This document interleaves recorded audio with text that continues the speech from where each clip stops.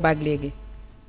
Nafi man de je ne me rappelle pas de 1960 à nos jours Sénégal toog 10 jours amul gouvernement lu inédit lu mosta am ci bi Sénégal sosoo ba tey moom mooy doog a am nii et avec Pastef c'est toujours les premières fois Pastef bi ñëwee ba léegi lu mosta am Sénégal rek chaque jour loolu la ñuy dund. Économiquement parlant fi ñu toll Sénégal mosu faa toll ci bi mu sosoo ba tey nan nga mën a comprendre une démocratie un pays ñu ne la réew mi pendant 10 jours amul gouvernement 10 jours même au plan sécuritaire sax c'est pas bon du tout ci réew mu nga xamante ni mën na toog fukki fan amul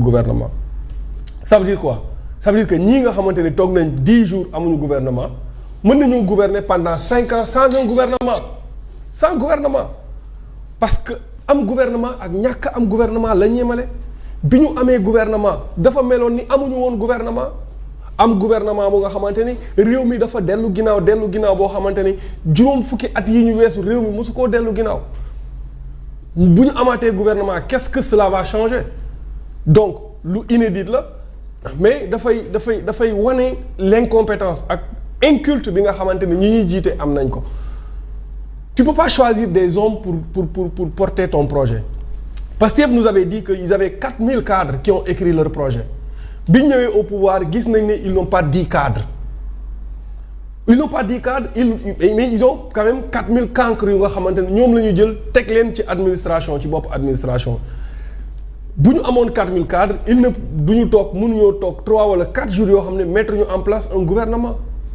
maintenant lan mooy bloqué c'est parce qu'ils n'ont pas la matière bu nga xamante ni war na mën a tax ñu choisir ay nit pour mën a gouverner je ne pense pas que ay négociations avec le Pastef puissent bloquer la mise en place d'un nouveau gouvernement moi je ne pense pas je pense qu'ils ont un problème pour trouver des hommes qu'il faut pour mettre en place un nouveau gouvernement parce que su fekkente ne am nañ ces hommes là xam nga gouverner c'est nu ñu koy waxeete gouverner c'est prévoir te yow bi ngay dàq sa premier ministre normalement le président devait avoir une liste de gouvernement à sa disposition avant de dissoudre l'autre gouvernement nga xam ne su boobaa après ay yow def nga consultation ci suuf ba pare consultation officieuse léegi su ko defee soo tasee gouvernement bi ci 2 jours yooyu noonu ngay mettre en place un gouvernement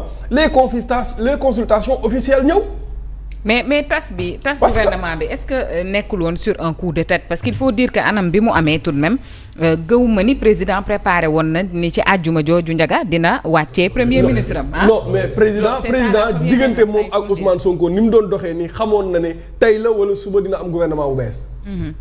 il devait avoir en ligne de mire certaines personnes yu nga xamante ni ñoom lay mettre en place maintenant nag je ne sais pas ban genre gouvernement la bëgg a teg mais su ma doon moom les ministères de souveraineté foofu laay daane les ministères de souveraineté bon forces armées moom pour man damaa jàpp ne warul puus dañ ko war a mettre dañ ko war a maintenir justice ak intérieur jàpp naa ne intérieur daf ko war a jox un ancien général wala un nouveau général la justice mu jox ko un technocrate quelqu'un bu nga xamante ni ici connaît un professeur. mais am na ay profil yu commencé di dessiner wu de on ne sait pas nag si c'est de source fiable wala ñi baax rek di wax seen xalaat la ndax maa ngi cay dégg Abdourahmane Diouf ministre de la justice.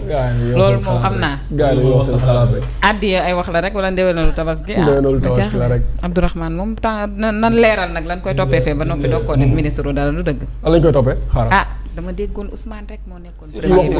surfacturation yi ci waxu Ousmane. waaw Ousmane na waxoon dara leeragu ci de. fu mu ne waaj surfacturation boobu fa la waaj di delluwaat. surfacturation waxu Ousmane. Ousmane ne leen diw dafa def surfacturation jëlee naa ko fi yóbbu ko feneen.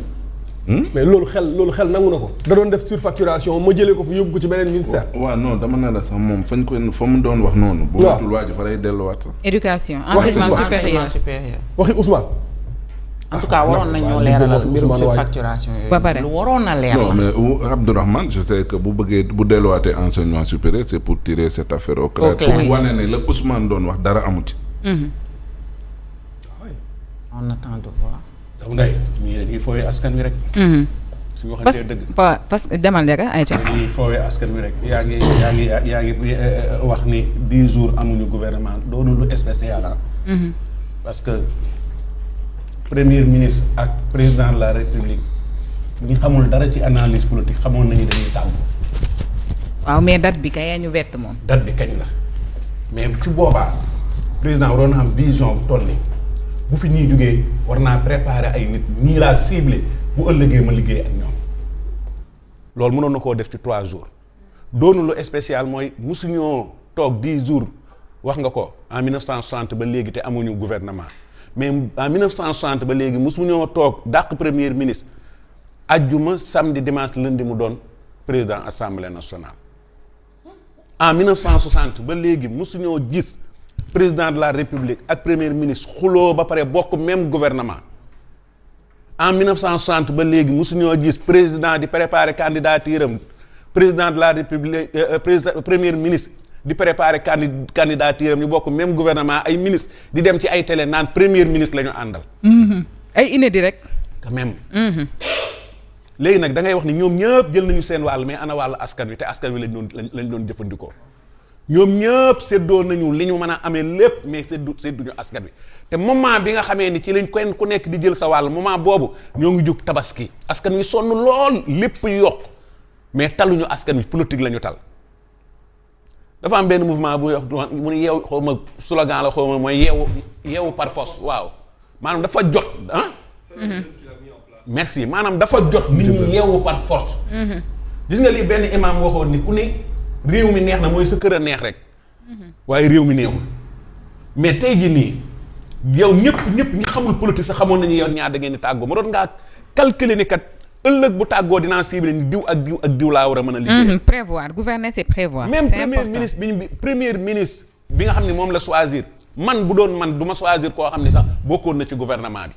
damay choisir keneen koo xam ne mësta laalee leen nay gouvernement bi ma def ko premier ministre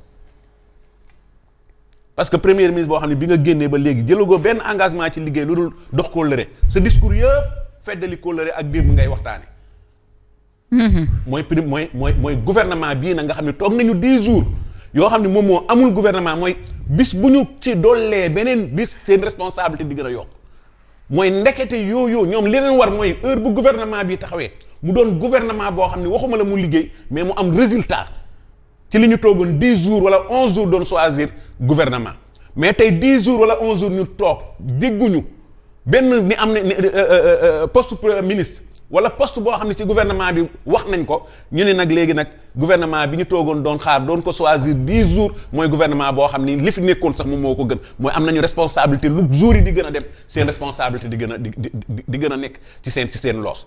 moom mooy yaakaar a gën a tas. ku ko wax ak ku ko waxul mooy yaakaar moom tas na ci ñi nga xam ne moom mooy gouvernement Pastef ak ñi mu àndal. Ahmed, comment tu vas? Déwénati baal ma àq. Tu as une belle chemise mon frère. merci beaucoup merci beaucoup. très belle chemise macha allah. jërëjëf waay. rapidement rek baalu naa te baal ñëpp. ñëpp baal nañ di leen ziar. ñëpp baal nañ la. félicitations le Parisien. merci félicitations très gentil. di courage au Gunners sama genre gi di.